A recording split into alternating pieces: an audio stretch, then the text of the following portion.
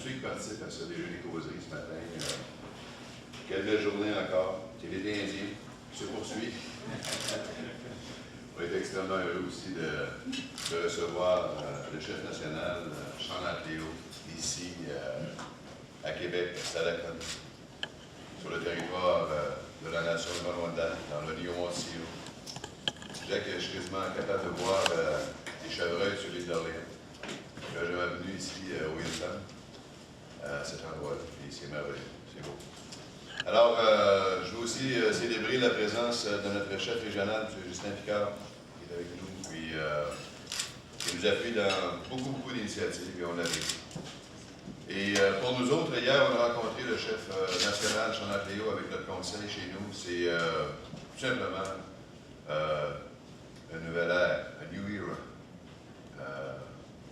Bringing a young national chief, replacing Phil Fontaine, who's been there for the last quarter of a century.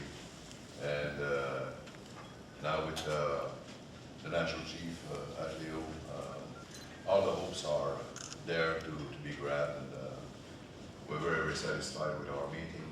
The agenda issue that he wants to push for, fall right in line with what we were expecting, addressing treaties, addressing territoriality, addressing fiscality, addressing social needs and so on, from a new perspective, bringing together people, recreating this brotherhood that we so much need, and this unity that we so much need, and this solidarity that we started a year ago with our own regional caucus with the First District of Quebec and Labrador. So, without delay, I'd like to transfer this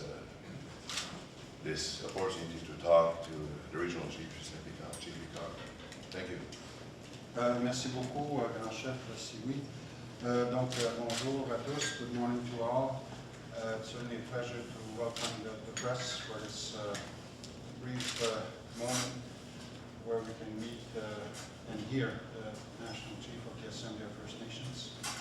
Le chef national est en tournée cette semaine auprès de certaines nations au Québec.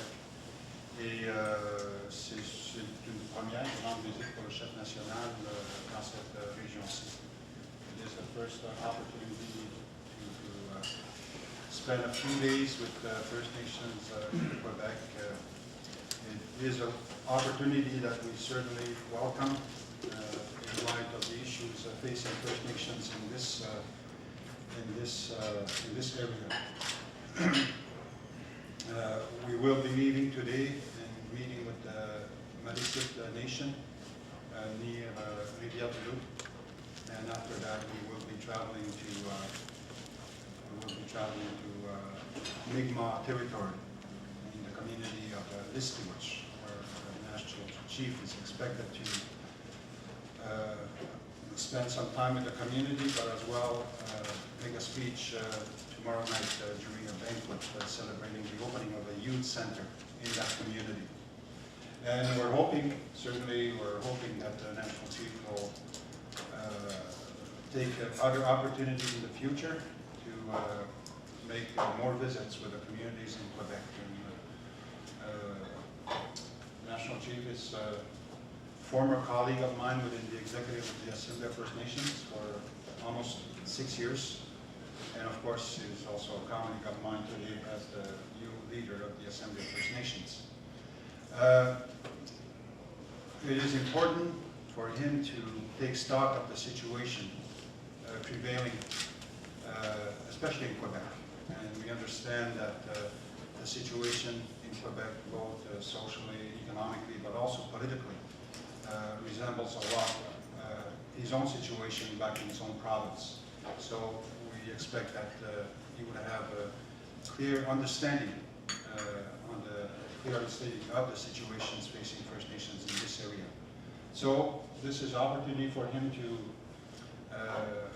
hear and see and read what his challenges are, and obviously for the benefit of First Nations in this area, but in order as well to properly support our endeavors as First Nations. So thank you very much and welcome, National Chief. everyone, je ne parle pas français. Be all in English. I want to thank the Grand Chief, Grand Chef, and the Chef Regional, Regional Chief Picard, for your opening thoughts, most of which I understood.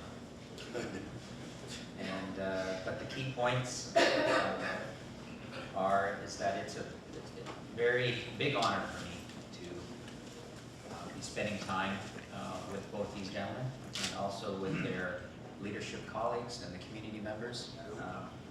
Particularly, Grand Chief, I appreciated spending time with yourself and your leadership council colleagues, learning about the deep history. While the regional chief has said there are many comparisons to be made about the conditions and the situations that we face back home where I come from, west coast of Vancouver Island. What is very different, Grand Chief, is the deep history of since contact. And of course the making of treaties that have occurred over the course of history, which were not made in my home territories on the west coast. By and large, the treaty-making process ended at the Rocky Mountains. And yet, what we face in common, what is very similar, is the ongoing denial of recognition of nationhood, the outstanding issue of the treaties not being honored and the spirit and intent with which your ancestors entered into those agreements. And certainly in taking the office of National Chief, working with the rest of the National Executive with Regional Chief Picard, it is our responsibility to support the Grand Chief and other First Nation governments in seeing that these outstanding treaties are honored. And also to share with the public of the country and of Quebec, the citizens of this province, that they as well are party to these historic agreements. This, in fact, is an effort that we share, that the plight of our people, the issues of education, that I know Chief Metallic wishes to raise when we travel to Mistigouche. There's a deep care and concern the leaders have for the plight of the children to pursue and receive an education. And this is still a challenge where communities are receiving at least $2,000 less per child for education. We have over 60 schools that are still needed across this country. While we had a very good increase in the area of post-secondary education, over 27,000 just a few short years ago in 2007, we are seeing a marked decline now in post-secondary education. Not that the interest isn't there, but the support and the funding has not been there. And so while we see our population booming and exploding, the resources have not been there to match the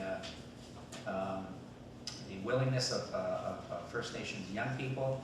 All this in a backdrop of economic downturn and recession, of an aging mainstream population. It's time that this country sees our communities as being a valid part of the economic fabric of this country, and that we see the treaties as being what the ancestors described them to be, and that is an opportunity to share fully and fairly in the wealth and resources of this country. And so I'm here to stand with and alongside the leaders of Quebec to take time to learn from the chiefs of Quebec and Labrador of their unique circumstances and to best understand, as the regional chief articulated, how the Office of National Chief can support your efforts, Grand Chief, and your efforts, Regional Chief. So I just wanted to open with those few comments. We have so much work to do. We know about the H1N1, of which I spoke with the Grand Chief and his health director just yesterday. And we know that is still an issue that is prominent for our people, and we know that the vaccine is rolling out across the country. But an issue like health and H1N1 and the instance of our people being more vulnerable is but the tip of the health issue iceberg when it comes to the issues that our people face: chronic diseases, diabetes, tuberculosis, HIV, AIDS. And I think at this time in history, It's important for us to reflect back on the past, to build on the spirit of the apology that the Prime Minister offered in the House of Commons to residential school survivors, and say never again can we allow for that sort of failed policy to roll out that has such dire impacts on our people. We can do much better as a country. I believe this in my heart, and I believe when it's well understood that while we didn't create these conditions, we share an obligation to address them across all of our lands. And this is indeed, after all, what the original treaties were about. It's about relationships.